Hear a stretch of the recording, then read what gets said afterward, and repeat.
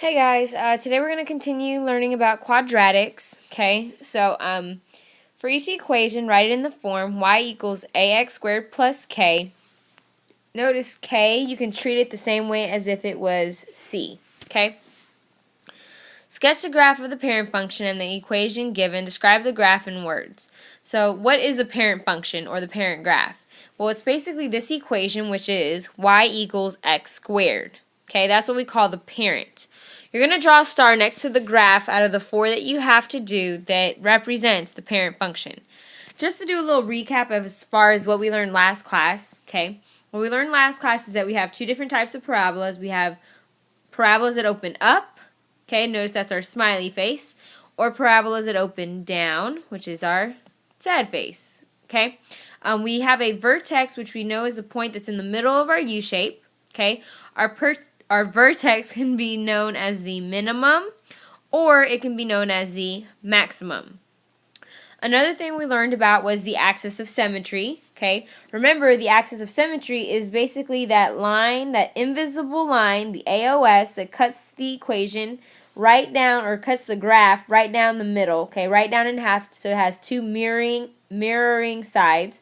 So this one would be considered x equals 0, okay?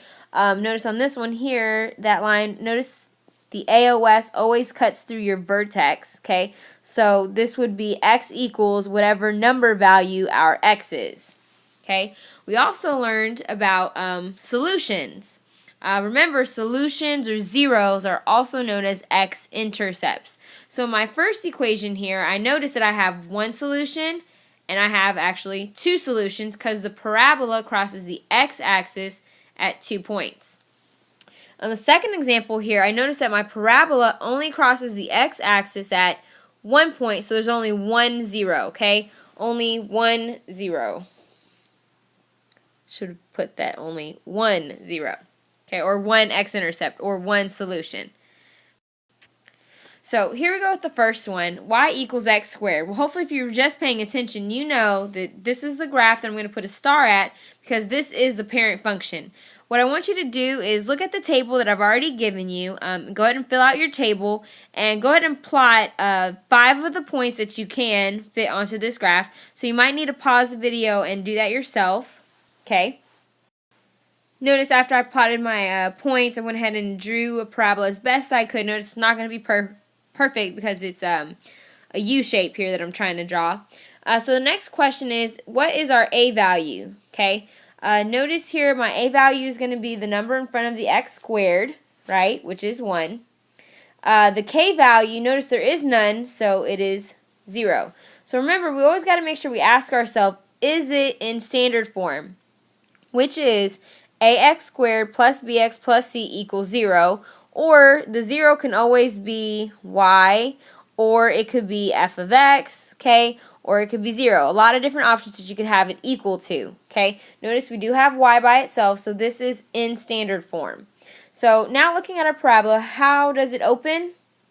It opens up. Did it shift anywhere from 0, 0?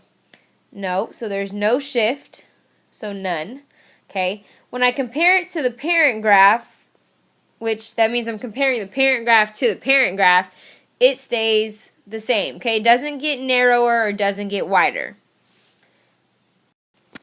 Number 2, y equals negative x squared. So notice there's a table again. I've plotted 5 points. Go ahead and take some time now to go ahead and do that yourself. So notice I drew my parabola the best I could. Notice it's not perfect, okay? So once again, let's figure out, is this in standard form? Is it in the form of ax squared plus bx plus c equals 0? Hopefully you guys agree that it is. Okay, I noticed that my a value, which is in front of the x squared, is negative 1. Notice again for this one, the k value is going to be 0. Okay, it's not there. Now when I look at my parabola, I notice that it makes a sad face, so I know it opens down. Okay, I notice that it shifted nowhere, right? From 0, 0, that vertex, it didn't move up or down the y-axis, so it didn't shift any, so I'm going to put none. Okay, now when I compare it to the parent function, okay, notice you can go back to look at it. it looks exactly the same. The only difference is that instead of being faced up, it's now faced down. So the width is the same. It didn't stretch. It didn't shrink. Okay. Notice these are two different words from wide and narrow. Stretch, okay, is another word that represents wide that you will see. Shrunk is another word that means narrow, okay? Please make sure that you understand what they mean. Next one, y equals negative 1/3 x squared. Is it in standard form? Yes, it is. Okay, so because it's in standard form, we can go ahead and answer the next question as far as what is A, what is K. A, I notice this time is negative 1/3, and K, again, is still 0 here. Okay, go ahead and plot. I think you can only plot 3 points from the given table, so you might need to pause and take some time to do that. So I'm going to pause real quick and draw my parabola. Okay, now I do notice that it opens up. Right, so we have our pretty little smiley face, so it opens up. Did my vertex shift anywhere? Did it shift up? Did it shift down? Nope, again, no shift, none. Now, if I compare it to the parent graph, which is the very first graph that we did it get wider? Did it get narrower? Or did it stay the same? Okay, notice I don't think it stayed the same. It doesn't look like it got narrower, but it does look like the graph got wider. Okay, remember you can always go back in the video and look at it again if you need to, okay? But it definitely got wider. Next one, is this in standard form? Yes or no? No, it is not in standard form. How do I know it's not in standard form? Because the letter Y is not by itself, is it? No. So notice for this one, we have to move everything that's next to our box, which is our Y. So how do you move a positive 1/2 x squared to the other side? By making it negative 1/2 x squared. How do you move a positive 1 to the other side? By making it negative 1 or minus 1. So really our new equation becomes Y equals negative 1/2 x squared minus 1. Now that it's in standard form, we can now answer what is our A value and what is our K value. Notice my A value is negative 1/2. And this time we do have a K value, and that is negative 1. Go ahead and pause the video and graph the 3 points that you can fit onto your graph based on your table. Make sure you fill out your table as well. I want you guys to notice that the bottom graph down here, okay, with my yellow dots, that is my the graph of this equation that we just did here, okay? But the one above it, okay, is, hopefully we just remember that that one is the parent graph, okay? So the graph up here is our Y equals x squared, okay? And the reason why I drew is because it's pretty hard for me to tell if it's stretched or if we shrunk it, okay? So let's first answer the first question, which, remember, we're looking at this graph down here, okay? Does it open up or open down? Notice it's a sad face, so it opens down, okay? Now, did it shift anywhere? Yeah, notice our vertex moved. It moved how many? It moved down 1 unit. Now, to compare it to our parent, okay, so I'm comparing this bottom one, my sad face, with the parent graph, which is the one at the top here, okay? So I'm comparing this bottom one with this top one. We got to figure out, did it get stretched or did it shrink or did it get shrunk? What do you guys think here? Based on it, it looks like it's actually a little bit wider. Okay, and which word here means wider, stretch or shrunk? Hopefully you said stretched, okay, because stretched is also another word that represents wider. Alright, so let's complete the following tables. What I went ahead and did for you guys is I included pictures of what the graphs look like, since you probably don't have these cool calculators that we use at school. So notice the first one. put a star next to it because that's our parent function, okay? And our parent graph opens up. I notice that its vertex is at that point, which is 0, 0. I know that the AOS, the axis of symmetry, would be this line right down the middle, which is going to be x equals 0. Remember, the domain for all of these is all real numbers. That's the symbol that represents all real numbers. Now, to write our range. And we're going to write our range a little bit differently instead of using the less than or equal to signs, okay? And I'll write it down here as well. I know my range has a bottom, right? Okay, which is 0. But it goes on forever here, so it goes to positive infinity. So it's going from 0, which is less than or equal to y, which is less than positive infinity. Or in other words, our range is from 0 to infinity. Number 2, the second graph. Same concept. Okay, I noticed that the vertex is located right here. And first thing I should say is that it opens up as well. Okay, the vertex is the point of 0, 2. I'll draw the AOS, which is right there, and that equation would be x equals 0. We know that the domain is going to be all real numbers. Okay. This time our range is a little bit different. Okay. So notice the bottom number, or the minimum, because that's what the vertex here is a positive 2, and it continues in the infinity direction, positive infinity that is. So therefore we're going from 2 to infinity, y goes in the middle, less than or equal to, less than. Okay, or if I want to write it in the different notation, 2 comma infinity. Notes that I can say about this, something different that happened here is that I noticed it shift, right? The vertex shift up 2 units. All right, so now let's work on the other problems.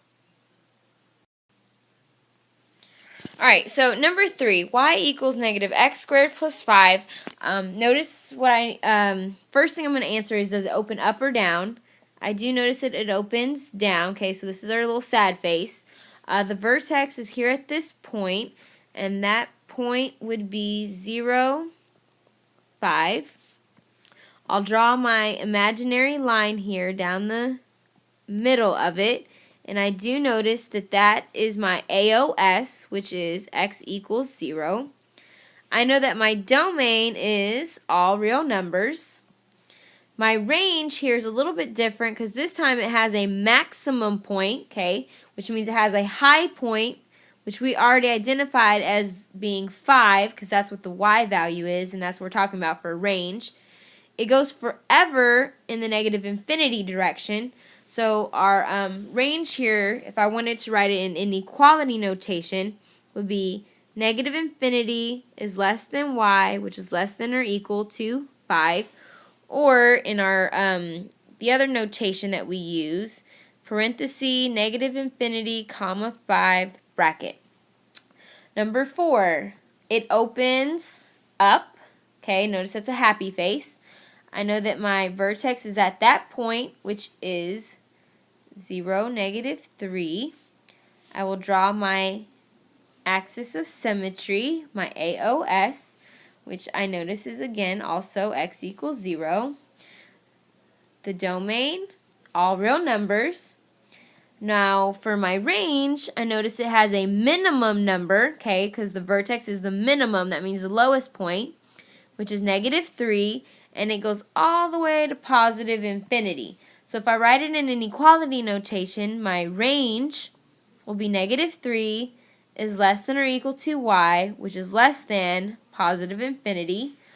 Or if I write it in my other notation, it will be bracket negative 3, comma, infinity, parenthesis. want you guys to go ahead and pause the video and you guys can work on number 5. Notice the graph is down here in the corner for you to use so that you can look at, so you can answer all these questions. A few things that I actually forgot to mention here was on number 3. I noticed that it does shift, and I do notice that it shifts up 5. On number 4, there's actually a few things that are different about it. It actually became wider, and it also shifts the vertex, right? It shifts this time down 3. So just a few little notes for you to add about those two. Make sure you do that on number 5. Okay, what effect does the coefficient a have on the graph of a quadratic function with the rule y equals ax squared plus c? Okay, so a few things. It makes the parabola wider or stretch, okay? Or it also can make the parabola narrower or shrunk, or in other words, skinnier.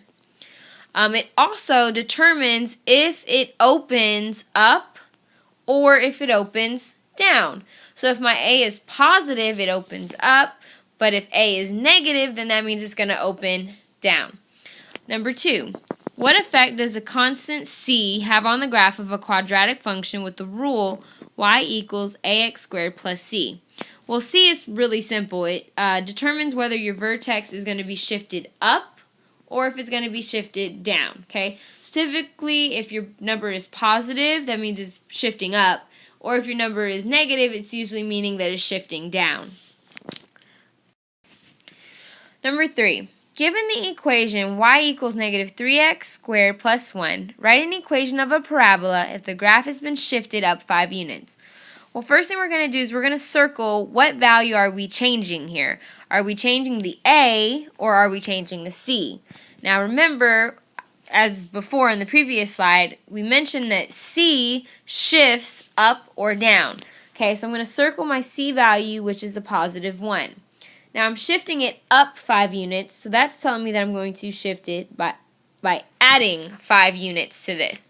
So we do not change our a value, which is y equals negative 3x squared. So I didn't change the width, okay? I didn't make it wider, didn't make it narrower, but I am moving it up 5, so that means I need to add 5 to that positive 1, which gives us a new value of positive 6. So that's our new equation. Number 4, given the equation y equals 4x squared minus 3, write an equation of a parabola if the graph has been shifted down 4 units. So once again, ask yourself what's being changed, the a value or your c value. Anything that's dealing with shifting, okay, up or down, usually is a reflection of our c value. So notice that's why I circled the negative 3. Now I'm going to let you guys figure out the rest. Hopefully we understand that if it says shifts down 4, that means we're subtracting 4 from that value. Remember, your a value stays the same because we did not change the width. We didn't make it wider, or we didn't make it narrower. Number 5, given the equation y equals negative 2x squared plus 1, write an equation of a parabola if the graph has been stretched. Now, first thing we need to ask ourselves is, what does the word stretched mean? Okay, hopefully we recall that stretched is another word that represents wide. Okay, so we're basically saying we need a new equation that makes this graph wider. Now, if you need to, you can go back to the first 4 problems we did and look to see when did it become wider. Okay, what happened to your a value, because that's what we're changing here, is our a value. Okay, how did it change to make those graphs wider in one of our first 4 problems? Okay, so here's a basic rule for you guys to understand, that if you take the absolute value of a, which basically means that a can never be negative, okay, it doesn't matter if a is negative, just turn it into a positive. For example, my a value is negative 2, but I'm going to treat it as if it's a positive 2. And what we want to do is, in order for it to be wider, we need our a value to be less than 1. Okay? Or in other words, we need it to be numbers that are proper fractions. Okay? And what are some examples of proper fractions? 1/2, 1/4, 2/3. Would 5/3 be a proper fraction? Nope, that's improper fraction, okay? So anything that's a proper fraction usually is always going to be wide graphs, okay? So that's our general rule. So we're going to say then that y equals, what number, okay, is going to be less than 1 that we can use? I'll use positive 1/2. Notice I could have used negative 1/2 as well. X squared. I'm going to keep the plus 1 because we're not changing our c value, right? We didn't shift it up or down, so that would be our answer. Number 6, given the equation y equals negative 2x squared plus 5, write an equation of a parabola if the graph has been shrunk. Well, ask yourself, what does the word shrunk really mean? Shrunk is another word for saying narrow, also known as skinny, okay?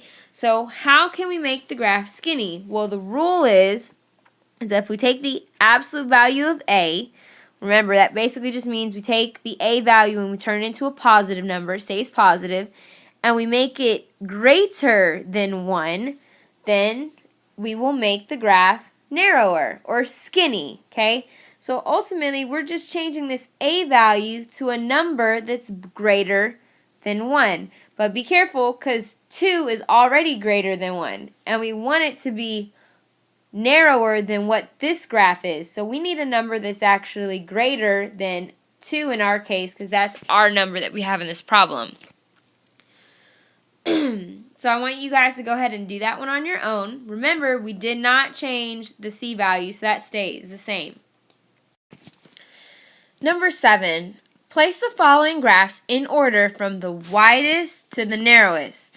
So guys, please make sure that you're paying attention to the little details, okay? We need to know which one is the widest, which one is the narrowest, okay? So notice what I did here is because obviously if you're at school, you guys would have your calculators to help you with this. So I have the graphs of all 4 of them down here for you guys to see, all right? Now, looking at them, and we're going to rank them. Which one is the widest? Because I want this in order from the widest to the narrowest, okay? So which one looks like the widest? Hopefully we all agree that this one is. The one with the y equals negative 1/2 x squared plus 5. Because guess what? 1/2 is a proper fraction, and we just learned in the previous slide that proper fractions are widest, okay? Those are going to be our wide graphs. So this graph would be our first one in our order, okay? So that would be our number 1. Alright, so which one would follow suit? Well, number 2. Let's see, which one's the next widest? I think I would have to agree if we said that it was this one. Y equals x squared plus 5. Notice that the a value is 1, which is the smallest number of the remaining a values, right? 2 and 4. So therefore, that one's the next widest. So that would be our second choice. Okay. Finally, would follow this one here. Y equals 2x squared plus 5. Okay. And then lastly, I noticed that y equals 4x squared is the skinniest, the shrunk one, the narrowest of them all. So that would be the last one. So that would be the order that we would put these 4 graphs.